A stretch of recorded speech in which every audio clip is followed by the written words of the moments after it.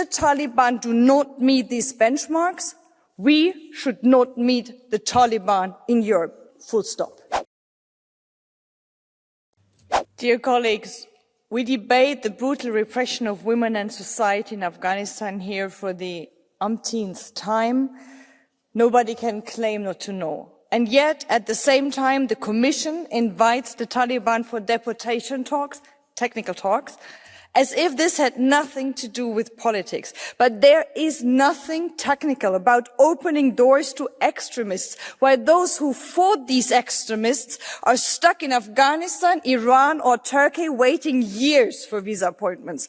And in Germany, the Taliban are already back in consulates as if that were the most normal thing in the world. The EU agreed to benchmarks for engagement with the Taliban. This House, the Commission and the Council.